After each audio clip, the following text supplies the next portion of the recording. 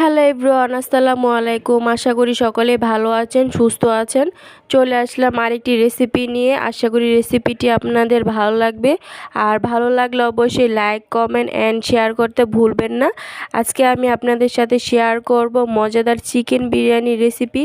Chicken biryani আমাদের সবারই খুবই পছন্দের একটা খাবার। তো চলুন আজকে আমি এই রেসিপিটি আপনাদের সাথে শেয়ার করব। তাহলে চলুন ভিডিওটি শুরু করা যাক। প্রথমে আমি মাংসটা কেটে ধুয়ে ভালোভাবে পরিষ্কার করে নেই। এখানে আমি 2 কেজি ব্রয়লার মুরগি নিছি। আপনারা চাইলে যে কোনো মুরগি নিতে পারেন। আমি এখানে 2 কেজি মাংস নিছি। তারপরে এখানে আমি নিছি কাঠবাদাম, চীনাবাদাম, কাজু বাদাম। আপনারা চাইলে যে কোনো এক ধরনের বাদাম নিতে পারেন, কোনো সমস্যা নাই। আর নিছি একটা জয়ফল আর জয়ত্রী। তারপরে নিছি পোস্তদানা, সাদা গোলমরিচ। আপনারা চাইলে কালো গোলমরিচটাও ইউজ করতে পারেন। তারপর আমি নিছি গরম মশলা, এখানে দারুচিনি নিছি, সাদা এলাচ নিছি আর লবঙ্গ নিছি। তারপরে এই মশলাটা আমি এখন ব্লেন্ডার করে নেব। আপনারা চাইলে পাটায় বেটেও নিতে পারেন। তারপরে এখন চুলায় আমি একটা হাঁড়ি বসাই দিয়েছি আর দিয়ে দিছি পরিমাণ মতো তেল। আর তেলটা একটু গরম হওয়ার পরে আমি দিয়ে দিয়েছি পেঁয়াজ কুচি। আর পেঁয়াজটা আমি এখন ভেজে নেব। তো পেঁয়াজটা ভাজা হয়ে গেছে, দেখতে পারতেছেন ব্রাউন কালার হয়ে গেছে। এখন আমি এখানে দিচ্ছি 4টা তেজপাতা ছিঁড়ে। তারপরে আমি এখন বাকি মশলাগুলো অ্যাড করব। তো প্রথমে আমি দিয়ে দিতেছি আদা রসুন বাটা। তারপর একটু নেড়ে চেড়ে নিতেছি। তারপর আমি যে মশলাটা ব্লেন্ডার করছিলাম ওই মশলাটা অর্ধেক দিয়ে দিলাম। তারপরে আমি আর একটু নেড়ে চেড়ে নিতেছি, নাইলে মশলাটা পুড়ে যাব।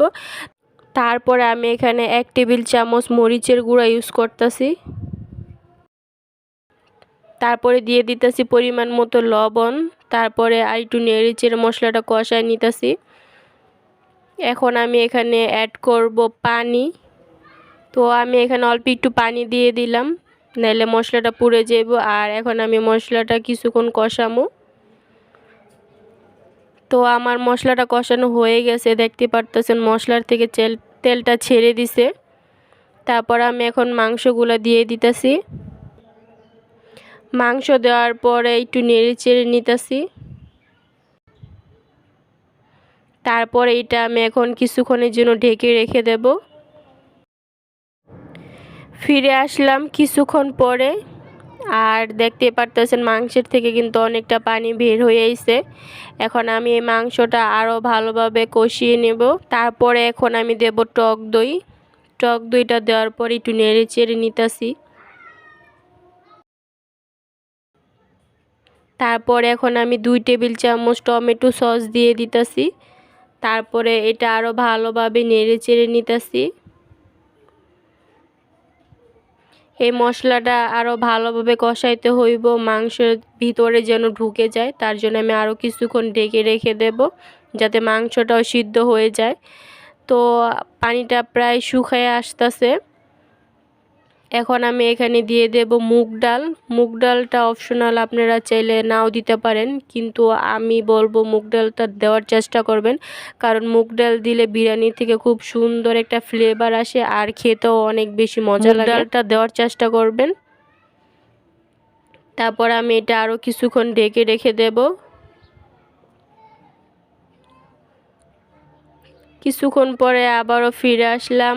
আর দেখতেই পারতেছেন আমার মশলাটা কিন্তু প্রায় কষানো হয়ে গেছে, মাংসটাও সিদ্ধ হয়ে গেছে। তো এখন আমি এখানে পানি দিয়ে দেব। তো আমি 2 কেজি চালের বিরিয়ানি রান্না করতেছি, তার জন্য সেই পরিমাণ পানিটাই এখন দিয়ে দিতেছি। আপনারা কম বা বেশি রান্না করলে সেই পরিমাণে দিয়ে দিবেন। তো এখন আমি এটা ঢেকে রেখে দেব যে পর্যন্ত বলক না আসে। তো ফিরে আসলাম আর দেখতে পারতেছেন এখন কিন্তু বলক এসে পড়ছে। এখন আমি চালটা দিয়ে দেব। এখানে আমি 2 কেজি পোলার চাল নিছি, চিনি গুঁড়া পোলার চাল। চালটা দিয়ে দেওয়ার পর একটু নেড়ে চেড়ে নিতেছি, নাইলে নিচে লেগে যাইব। তারপর এখন দিয়ে দিতেছি মটরশুঁটি। মটরশুঁটিটাও অপশনাল, আপনারা চাইলে নাও দিতে পারেন। তারপরে এখন দিয়ে দিতেছি কয়টা কাঁচামরিচ।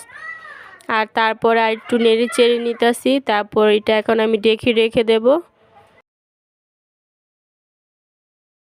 কিছুক্ষণ পরে আবার ফিরে আসলাম, আর এখন দেখতে পারতেছেন এখানে কিন্তু বলক আইসা পড়ছে চালটা।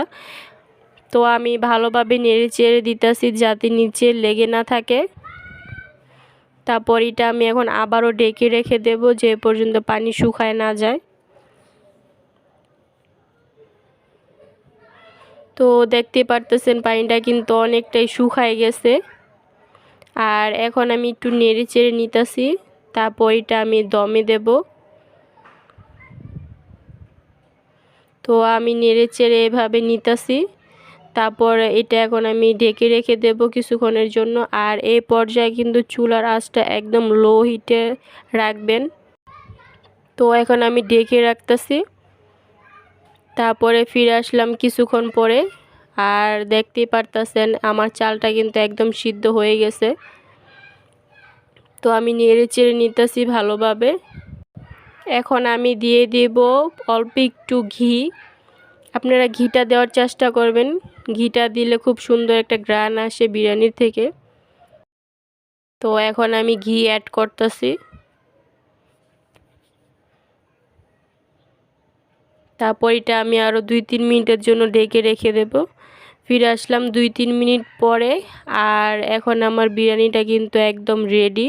তো দেখতেই পারতেছেন কত সুন্দর একটা কালার আসছে বিরিয়ানির থেকে। তো আমার রান্না প্রায় শেষ, এখন আমি এটা পরিবেশন করব। তো ফাইনালি আমার রান্না শেষ। এটা হলো আমার রান্নার ফাইনাল লুক। আশা করি রেসিপিটি আপনাদের অনেক ভালো লাগবে। আর এভাবে রান্না করে বাসায় ট্রাই করবেন, দেখবেন আপনার পরিবারের সবাই অনেক বেশি পছন্দ করছে। আর ভিডিওটি ভালো লাগলে অবশ্যই লাইক, কমেন্ট অ্যান্ড বেশি বেশি শেয়ার করবেন। আর আমার চ্যানেলে নতুন হয়ে থাকলে অবশ্যই সাবস্ক্রাইব করবেন। আর যদি ফেসবুক থেকে দেখেন তাহলে পেজটি ফলো দিয়ে রাখবেন। দেখা হইব অন্য কোনো ভিডিওতে। ততদিন পর্যন্ত সবাই ভালো থাকবেন, সুস্থ থাকবেন। আল্লাহ হাফেজ।